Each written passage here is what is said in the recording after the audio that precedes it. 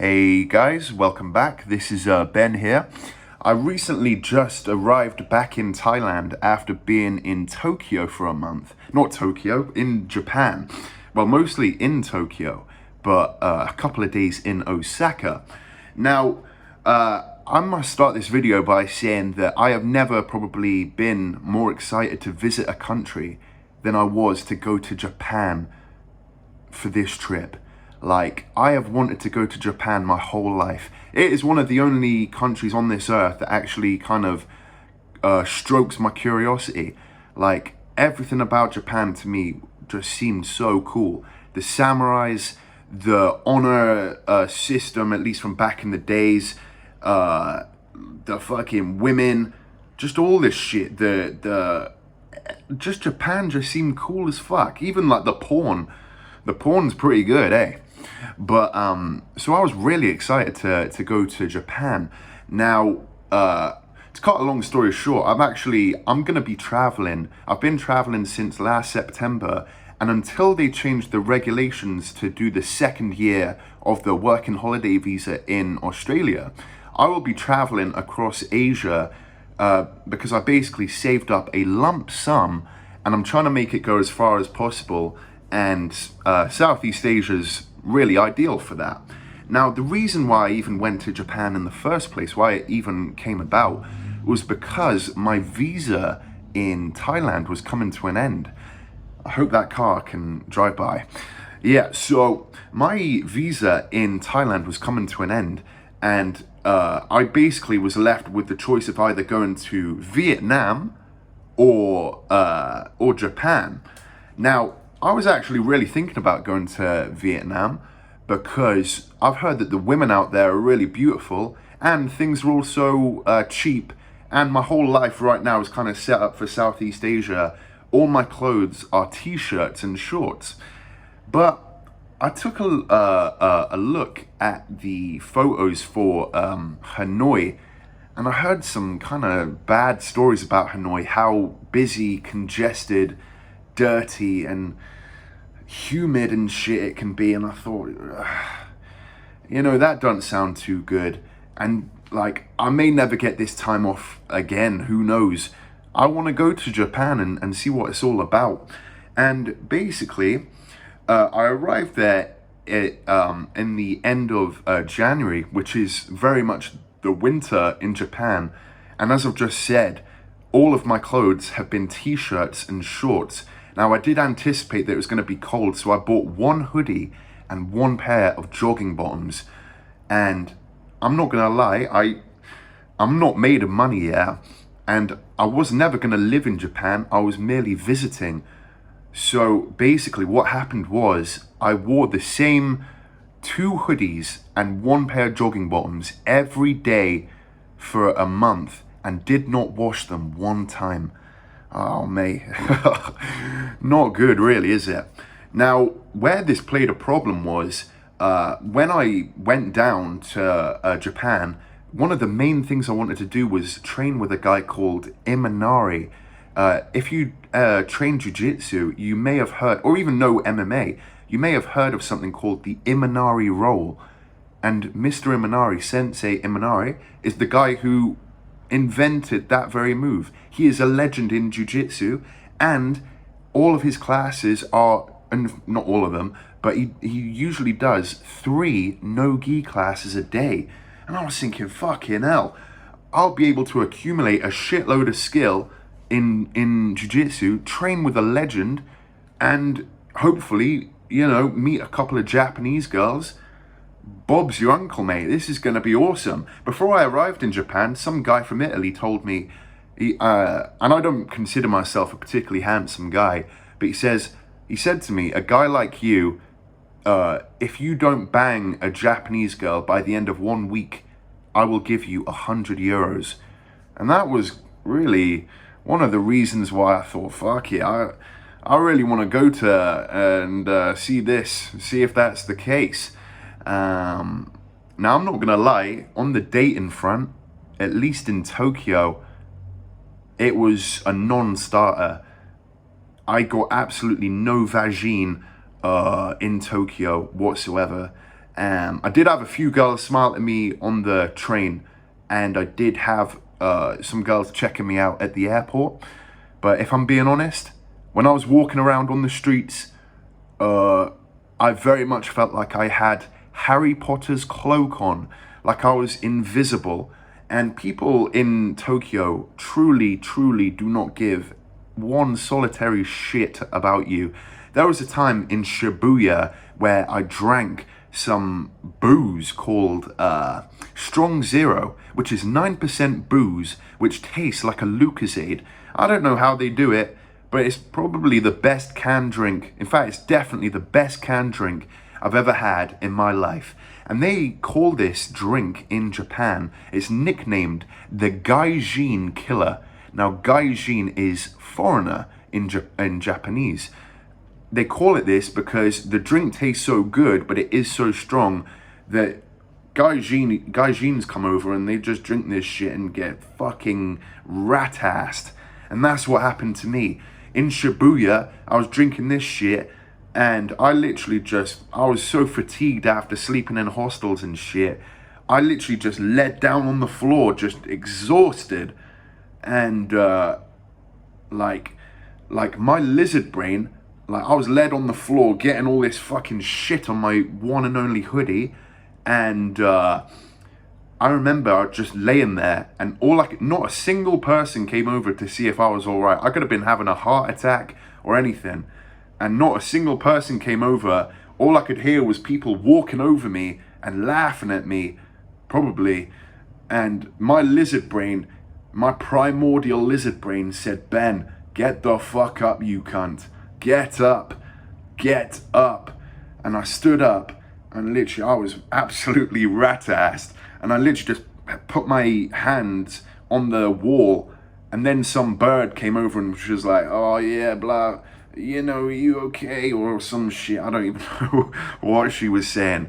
But in Tokyo, I think really you could drop down dead on the floor, and I really don't know if anybody would come to help you. There's 35 million people living in a place which probably isn't much bigger than London. So you're packed in like sardines, and my God, on the subway, people have the longest faces, bruv. And I'm not gonna lie, like, I made the mistake. The jiu-jitsu gym, Mr. Minari's jiu-jitsu gym, is near Shinjuku, and I should have just made the commitment to just stay in a hostel in Shinjuku rather than try and get a room to myself in Takashi Maidara, which is 40 minutes away on the subway. Because by the time after being on the subway for 40 minutes, I was fucking drained before I'd even got to jiu-jitsu. And that's how I felt in Tokyo when I was walking around, is just drained all the time for no reason. Like, where I'd get on the subway and I'd have like this thin hoodie and it'd be cold as fuck outside, I got ill again and again and again. Like, I'd get chills in my body, my back would ache, I'd be sniffling like a motherfucker. I got the flu multiple times. And I think that's why people, even pre-scamdemic in Japan, were wearing masks, because people get sick. I know I did. And yeah, I was thinking, all right, Japanese girls, like, I was coming over here thinking that they would really be into me, but in Tokyo, I thought, like, these girls think I'm a disgrace. I remember, because I really wanted to, like, just be respectful to people in Japan, and I was in a place called The Hub, and basically I was sat down with these guys, and I was just talking shit with them, and they looked pretty uncomfortable talking with me, to be honest. At least one of the guys, he was really cool, he was buying me drinks and shit. But I remember I went to sat down by these guys again, and then basically they introduced me to this girl, and she sat down next to me, and I remember we were just talking about some shit, and I was admittedly way too drunk, but I wasn't saying anything rude. And then I remember it just got so uncomfortable. It got so uncomfortable that I was thinking, fucking hell, man. This is me done with Japanese women. I am never doing this shit again. Like, it got uncomfortable as fuck. I was literally saying, because I wanted to make sure she didn't feel bad, I literally said, Like, we can swap seats and you can sit next to your friends. I'm sorry if I make you feel awkward. It got that bad. It was awful. I felt terrible about myself. I was thinking, right, fuck this fetish. I wasn't fetishizing Japanese women, but I was thinking, right, I'm gonna give up on ever getting with a Japanese chick, ever. They think I'm ugly. They don't want me. Forget it. At least in my current form, these girls think I'm a disgrace. It was horrible. Horrible on my self-esteem. And I arrived in Tokyo feeling bare positive. By the end, oh fuck, I was counting down the days to leave. Counting down the days to leave. Like, everything went bad for me, to be honest. Like, I started getting negative. I started fucking, my clothes were getting dirty. I felt ashamed to go into Mr. Imanari's jiu-jitsu gym because my clothes were dirty, and I just felt like shit. The girls thought I was a peasant. They thought I was weird as fuck. I was thinking, fuck, I need to get out of here. My goodness. Now, I did meet some cool guys at the jiu-jitsu gym. We went out for lunch, and that was cool. Every person that I met at the jiu-jitsu gym was cool as fuck. Apart from one weird motherfucker, but it is what it is. Now, I did manage to, basically, my flight back to Thailand, it was way cheaper to fly out from Osaka rather than from Tokyo, funnily enough. So I actually went down on the bullet train to Osaka for a couple of days. And I noticed, once that happened, once I got out of Tokyo, I looked at my Bumble, and all of a sudden I had 50 plus likes on there. And I was thinking, oh shit, like, oh shit, maybe there are some birds out here that would be down to get with me. Who the heck, who knows? And I actually did go out on a date with a bird in Osaka, and I just want to speak on this shit because it's been on my mind a fair bit lately. Gorgeous bird, fucking gorgeous, like beautiful, like kind of busty, just a nice petite body, really short girl, about 160 centimeters, wore these full frame glasses, looked beautiful, pale complexion, and her fingernails would glisten. She looked, oh, bad. Oh, she was bad. And like, we went out together, and I was actually having like a good time with her. I was a bit nervous, but like, I really think if things were different, that I probably could have, you know, gotten intimate with her. But like, when I would touch, we hugged, and like when we would touch, like when we'd hold hands and shit, she wouldn't like pull away or anything. And when we actually went down to eat some food, she like, we would like, basically, when she ordered this food, she let me have the first bite. She put the spoon in the food and she fed it to me, and she was like giggling and shit. And if I had different logistics, like I showed her how to play pool, and I asked her like, oh yeah, like, did you think that was fun? She was like, yeah, that was fun. That was actually pretty fun. And like, she's putting the food in my mouth. She was like enjoying the touching and shit. And if I had a place to myself, I could have said to her, listen, I've got work in the morning. Before I drop you off back home, let's just go back to my place for one last drink. I could have said something like that. Because I remember there was a time literally when me and her locked eyes, and literally I started getting a stiffy because like we were looking into each other's eyes, and like, you know, when you just get that feeling of electricity. Oh bro, I got that, and I really think I could have fucked that girl, but it wasn't to be. What happened was, and this, if I'd have just played this more cool, it could have happened for me. She said to me, bearing in mind I'm English, she said, you know, I think English accents are really sexy. And I thought, holy fuck, this is it. It's happening. This is it. This is the sign. And I basically said to her, oh yeah, do you think my accent, do you like my accent? And then she goes, it's not the best. She goes, oh, it's not the best English accent. And I don't know why, but I got a bit like, in my feelings about it, not meaning to. And then basically the quality of the day just deteriorated and went out the shitter. And then, like, because I didn't have I hadn't booked a place to stay that night yet. Well, I had, but I didn't know whether to get a hotel or a hostel, depending on whether or not it went all right with this bird. Basically, I didn't have a place to take her back to. And we walk out, and I was like, you want to go to one last place with me? Or do you want to just get the train home? And then she was like, oh yeah, we can go, but I've only got 20 minutes. It was inexperience on my part. Like, I could have like kept the date going and not said shit, and she might have conveniently missed the last train for me. If I had my own logistics set up, it could have happened, but it didn't, and I was really kind of butthurt about it. But here's the thing, I want to go to Japan again, but this time I want to only spend like 5 days in Tokyo, and then just go straight down to Osaka. And I didn't realize how like closely, sorry if I'm speaking really fast. I've not got much memory on my phone, but I remember thinking, so basically, I thought that Osaka and Kyoto would be about fucking 500 miles away, but they're not. Osaka and Kyoto are only like half an hour away on the train, if not less, like 20 minutes.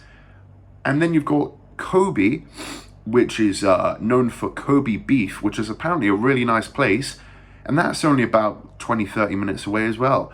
So next time I go, I'm going to learn some Japanese before I go and whilst I'm there, and then just predominantly hang around Osaka, Kyoto and Kobe, and cut out Tokyo because that was shit. And I really think I could get some great vagine next time. But when I was there this time, there was a lot of making love to my hand and spanking the monkey, sadly. But it is what it is. I'm so glad to be back in Thailand after that shit, because people here are really optimistic and happy and just cool. Like, I feel 10 times happier after 1 day here than I did in Japan. So I would visit Japan and live there for a month, but I would never live there permanently. No way. Fuck that. I'd want to shoot myself in the head probably. These guys, these salarymen out there, I respect them because I think they're living hard lives, bro, out in Japan. I really do. I honestly think even though people in Thailand are paid less than people in Japan, I think people in Japan live harder lives. I really do. And I think Japan's a first world country. So, but I really think people in Thailand have it way better. But what do I know? I don't, that's a Falang's opinion, so. But yeah, I certainly would visit again, but next time I would be prepared. I would have warm clothes, hoodies and shit, an assortment of clothes to wear. I would speak the language, and I would avoid Tokyo for less than a week, for a week or less. Don't do what I did in Tokyo and book all this shit that's like the moment I signed up for Mr. Minari's gym for a month, I was stuck in Tokyo, and I actually went 6 times. And my God, at the airport, I bought this SIM card that I paid about £50 for a SIM card, which didn't make phone calls, which I couldn't use to create a hotspot, and which was slow as fuck. How does that happen in Japan, which I thought was so technologically advanced? Bruv, it's the shittest SIM card I've ever seen in my fucking life. I bought a SIM card in Thailand for 130 baht. That's 10 times faster, and I can make phone calls and shit. How the fuck? I don't even know. But yeah, it is what it is. Alright guys, hope you, if you watch this to the end, God bless you. God bless you.